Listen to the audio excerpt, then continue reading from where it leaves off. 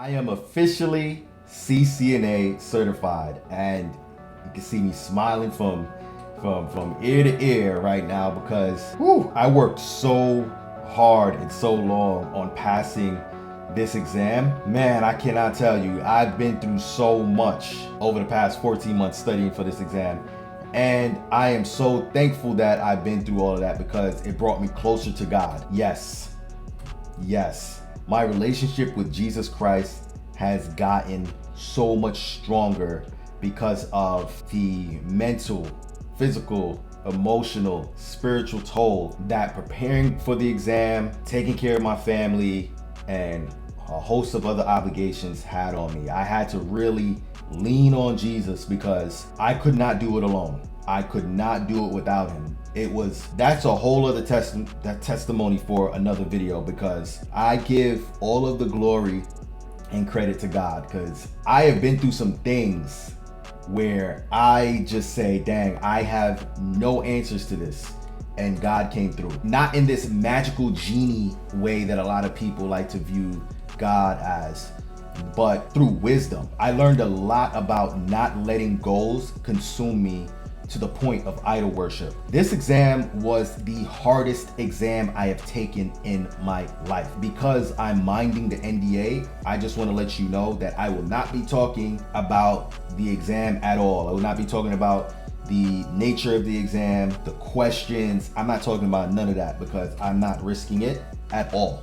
So, but what I am going to give you in this video are the materials that I used to pass the exam on my first try. Like, I can't believe it. It's like, I can believe it because of how hard I work, but it's like that year went by really quickly. I've been studying for this exam over the course of 14 months. The last 6 months really consistently.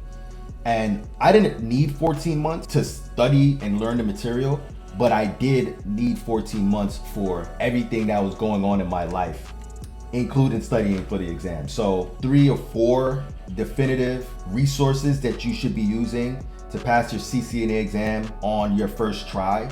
And I can almost guarantee, not fully guarantee, but I can almost guarantee that if you use these resources, how I'm about to tell you to use these resources, you have a good chance of passing on your first try. I'm glad that I'm able to share this material with you, and for the people that value it, cool, great.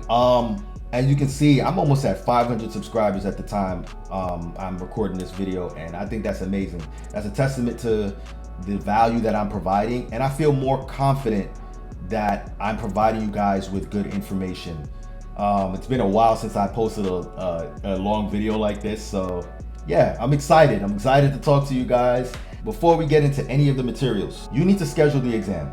That's something that I wish that I would have done, because there was some things that happened that kind of made it tricky to schedule the exam. I'm thankful that God blessed me and my family where I had the opportunity to really focus on this exam and study for this exam, because that's for another video, right? But my tip for you is to schedule the exam not based off of how long you think it's going to take you to learn the material, but if you have a family like myself, schedule the exam with family in mind, with your health in mind, your mental health, your physical health.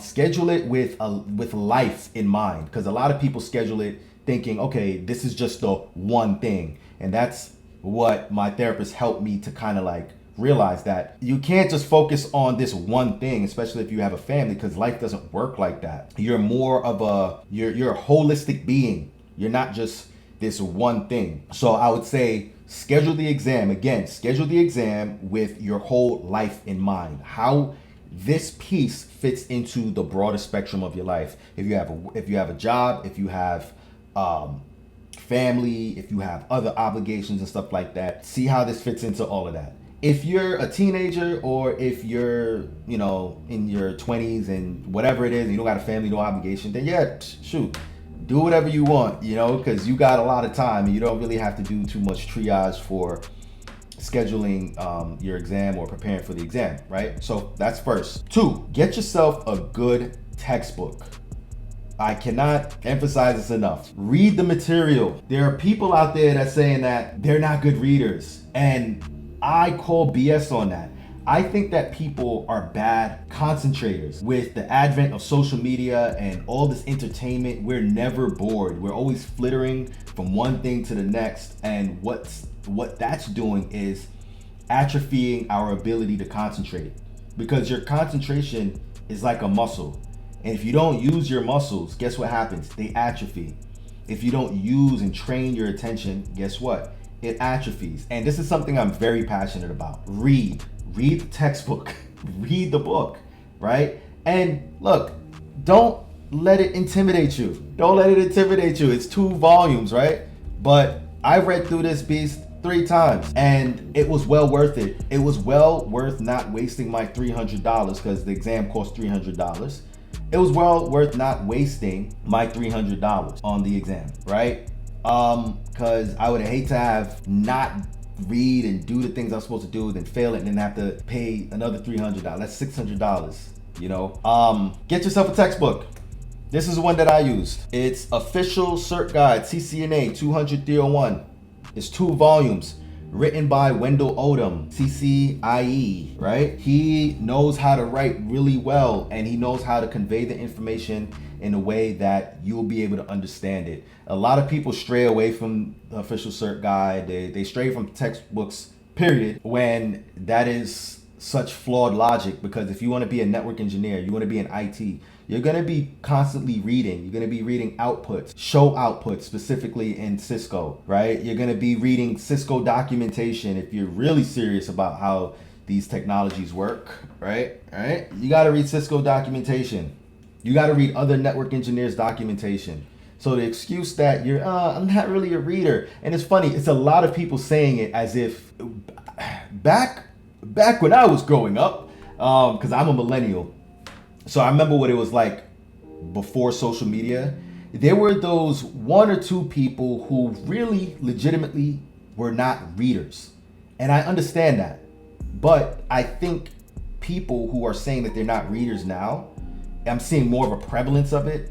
And I think that it's also the atrophy of the attention span. You should just read in general to develop your concentration. We don't read enough. Get yourself a textbook. You can start with this 2-volume behemoth, Official Cert Guide. Read through it 3 times. Use my 3-coat paint system learning analogy. Read through it the first time with a relaxed mind, being curious about it, trying to understand the history and the story behind it and how everything fits together. Then the second time, read it with more alertness and paying attention to the details. Do a little bit of surveying, questioning, try to understand what the author is trying to tell you, specifically going from section to section, chapter to chapter, part to part. And at each checkpoint, like from section to section, you want to kind of sit back for a second and say, what is this trying to teach me? What is this trying to tell me? And then come up with an answer. It doesn't matter if it's wrong, just come up with an answer and speak about it out loud. Avoid taking notes. Stop the note-taking thing is not going to help you, because you're basically turning yourself into what Dr. Justin Sung likes to call it. You're becoming a human copier. You're only filtering the words through your visual cortex. That's all you're really doing. You're not really learning anything. And the brain is a lot more complicated than people think. When you are writing things down, what does that mean? That means that you're telling your brain, you're sending a signal to your brain that it doesn't have to remember what you're writing down because you stored it. How many of us remember our family's phone numbers? We used to have these phone numbers stored in our head. Now we can't even remember them because we have the cell phones to store them. You're giving your brain permission to forget the material. Don't do that. Take your time, read through the material, and you want to exercise your cognitive load. You want to be able to take on more and more cognitive load. I'll tell you this, I barely took any notes. I read and I did a lot of labbing through physical equipment and packet tracer. You want to avoid note-taking, read the material, and try to retain as much as possible by lecturing, by active recall, by teaching people, and by labbing, which we're gonna get into later, right? The third thing I wanna say is get a good, solid video course. There's 2 video courses that I would recommend. Only one of them I used, but the first one that I recommend you get right now is Jeremy's IT Lab. Jeremy is a CCNA, a CCNP.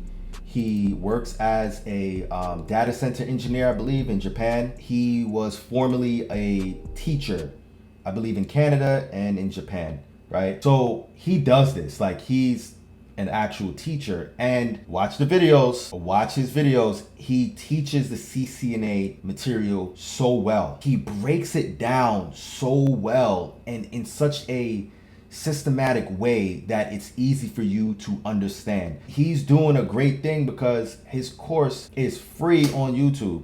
And it comes with supplementary materials like Anki flashcards, free.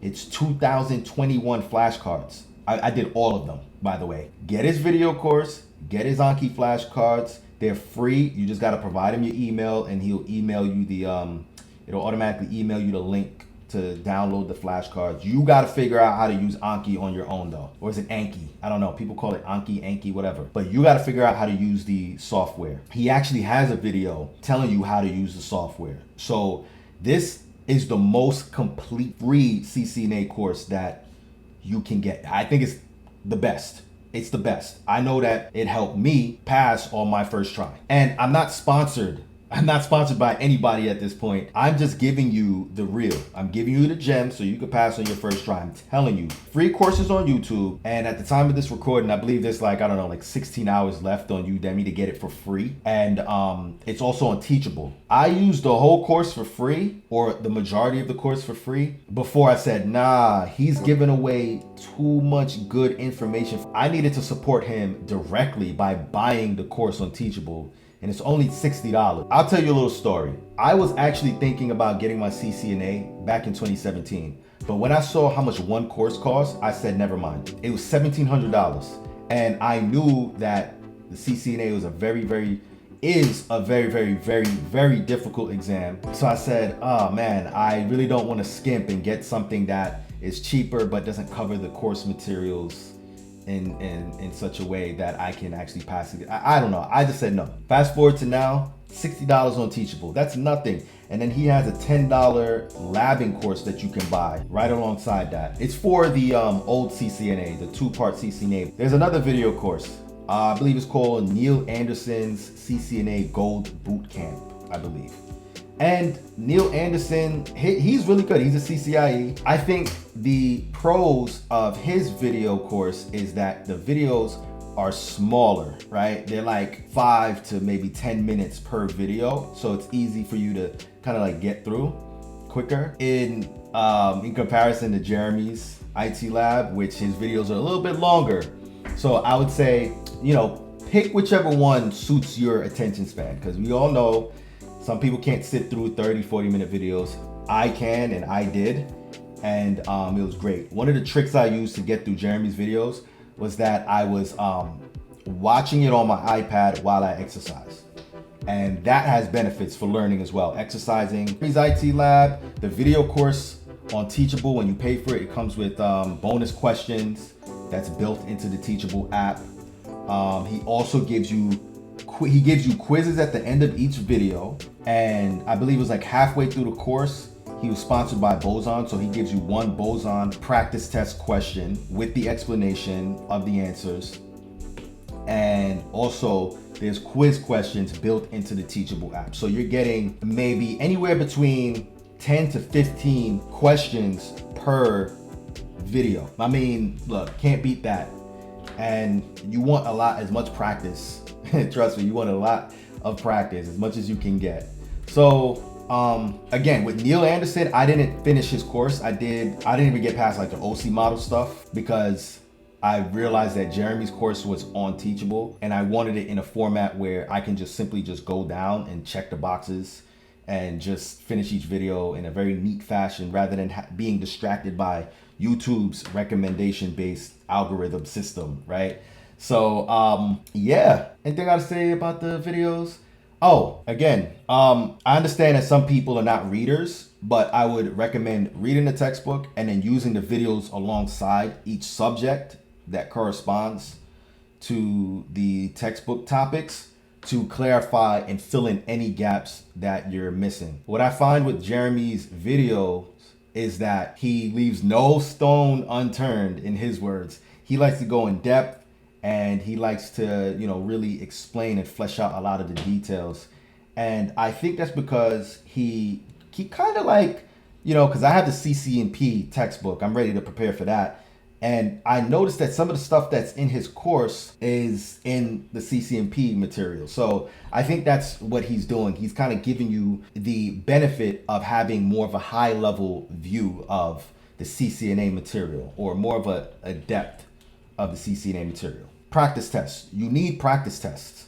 And there's some practice tests and questions that come with the OCG. If you get the physical copy, which I think the physical copy is the only way you can get the practice testing software. Don't quote me on that. But if you're getting the physical copy, it's back here in the book, right? You want to use the code in the back for you to register for the material, and you can start using your practice questions. They're through Pearson. I think it's Pearson Test Prep. So you're going to be going on that software, and there's going to be some do I know this already questions that's straight from the book. Then there's going to be some part review question that's not in the book, I believe.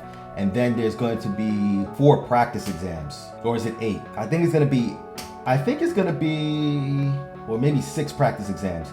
I think there's 2 practice exams on just the volume material, the volume 1 material, 2 practice exams that's on the volume 2 material, and then 2 practice exams on the full 2 volumes of the material.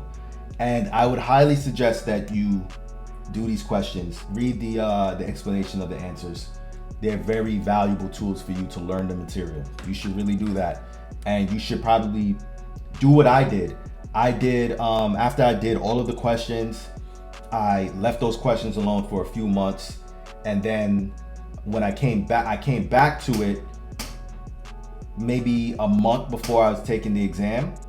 And I just combined all of the questions, all the questions from volume 1 and all the questions from volume 2 into 2 tests. And I just went through them one by one and answered them. Read the answers, practice tests that they offer with the book. Now, Boson. Boson's practice tests are by far the best practice tests that you can use for the CCNA. What makes Boson so powerful? It gives you the detailed explanations of each answer, right? Including why the correct answer is the correct answer, and why the incorrect answers are the incorrect answers. So there's 2 modes you could take these exams in: study mode and simulation mode. If you want to get the most out of it, I recommend personally that you take each exam that you take for the first time, take it in simulation mode. Go over your answers and read all of the explanations. They're very long, detailed explanations. Figure out why each answer is the correct answer, and figure out why each incorrect answer is an incorrect answer, right? Really learn it. And then retake it in study mode and just go, retake the exam as you go along, right? Do that for each exam.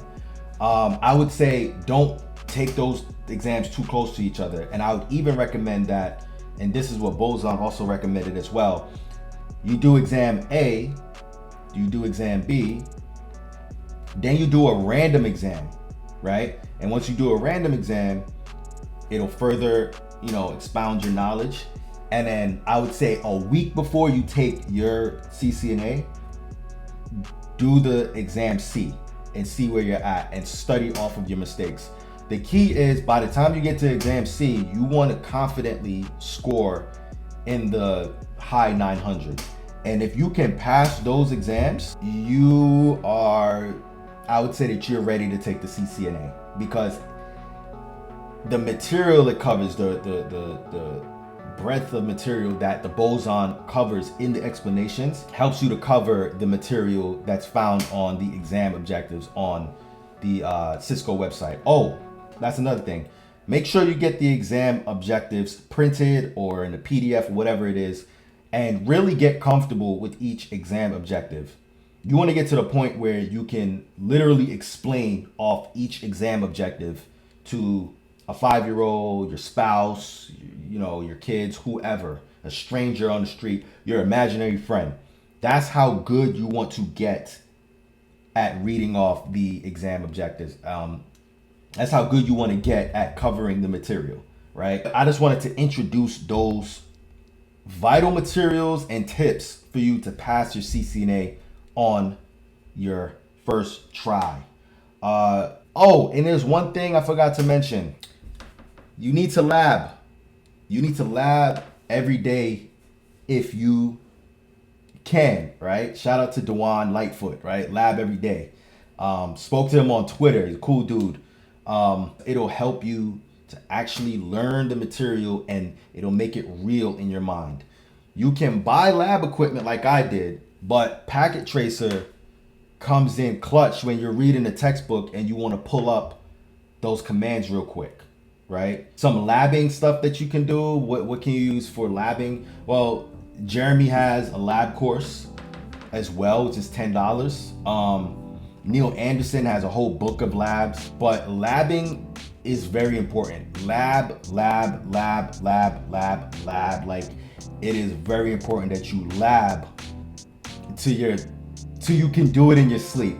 I was labbing so much that I was dreaming, and this is where it was getting kind of unhealthy.